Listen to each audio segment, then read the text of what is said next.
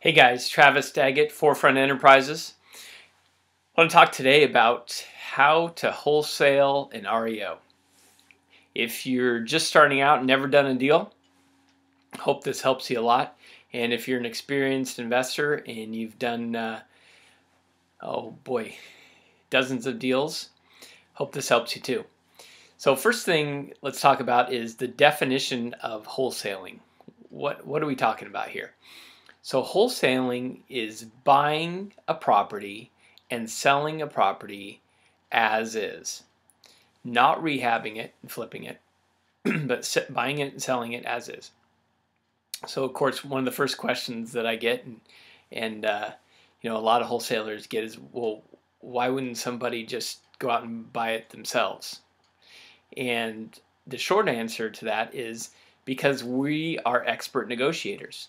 We've gotten this property at a deep discount because we make a lot of offers, we make a lot of low offers, and we end up getting an offer accepted at a really low price. So it's a steal. It's not just a deal, it's a steal.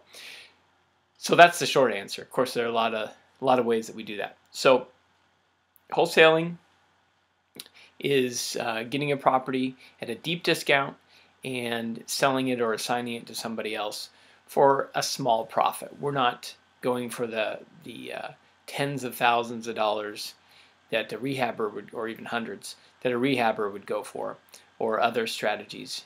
Our wholesale profit is generally around 10% of the purchase price. So we're looking to buy a property for $50,000 or get it under contract and assign it or sell it for $55,000. Not a whole lot of profit per deal, but we want to do volume.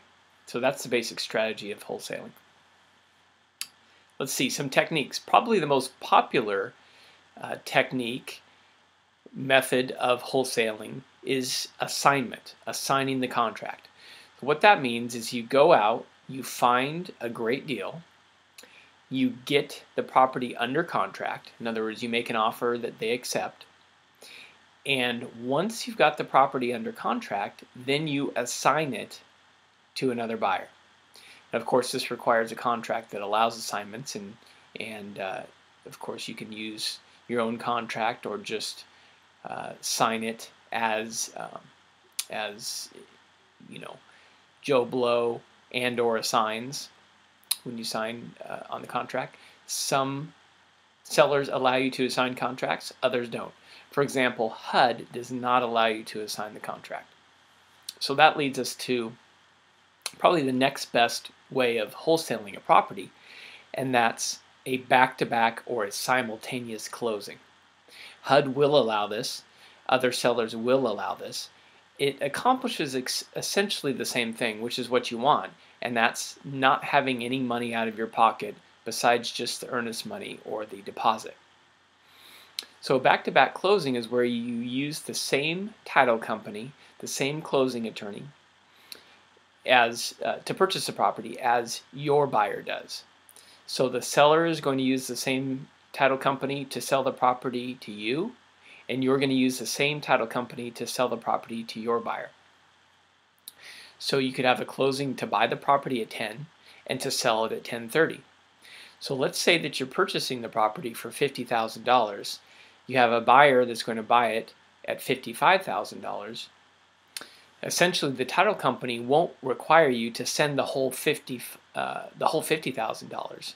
They'll just go ahead and close on the buy for $50,000 and then the sell for $55,000 and send you the difference, the $5,000.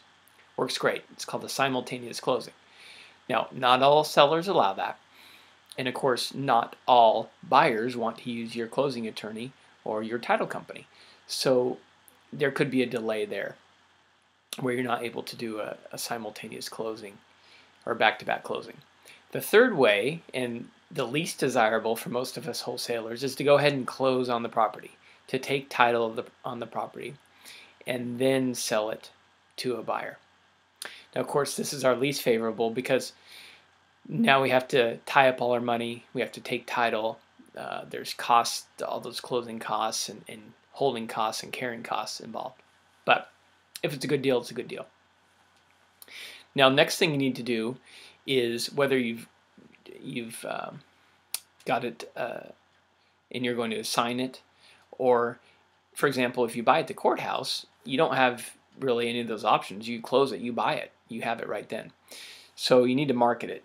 First place, of course, is to your buyers list, and this is your buyers list that you've built through a number of different methods. We cover that in other training. Craigslist is a great one. Of course, there's several other websites to use. Signs, you can put a sign up in the yard. You can have an agent put a sign up in the yard. A banner. In particular, this could be inside in a window facing out. If it's a higher crime area where you don't want it to get ripped off, it could be just in the yard. A nice vinyl banner in between a couple of posts. Bird dog. You could have someone bird dogging for you to find a cash buyer and pay them a fee. You know, pay them $1,000 or $1,500 or $500 to bring you a cash buyer. REO group. Great place to market your deals. If it's a deal, you'll find a cash buyer there at your REO group. This could be in person, it could be over the internet, on their Yahoo groups, in their newsletter. Different ways you can do that. Direct mail. That's another way you can find a cash buyer. You could pull the list of cash buyers for an area from the county records and send them a direct mail piece. Probably the last place is the MLS. And again, that's the least desirable place because then you're going to have to pay a commission. But again, if you have enough profit built into the deal, that's fine. And you never know, through the MLS, you may find an agent that you can work with over and over and over again. Always want to have a backup plan.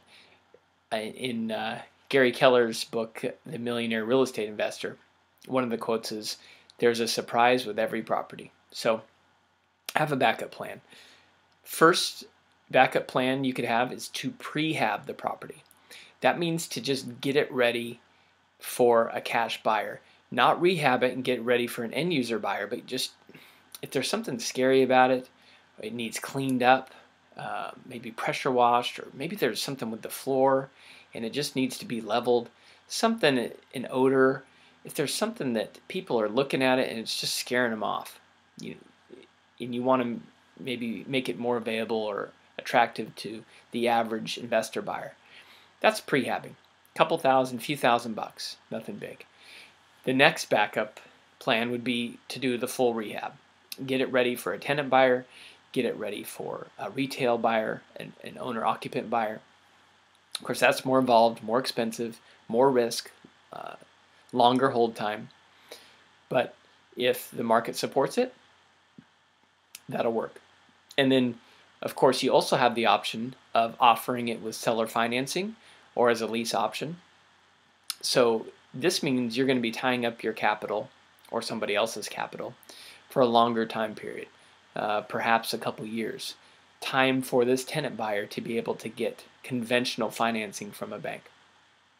Now, in exchange, you can often get a higher price and a monthly cash flow, and you have the security of their down payment or their deposit. And if they do default or they don't execute their option, then you get to keep that money, and then you can go out and find another buyer. But you really want to do the best thing for you and for them by finding somebody that has the ability or reasonable ability to be able to get financing when the option expires or when the balloon is due on their note that you're carrying for them.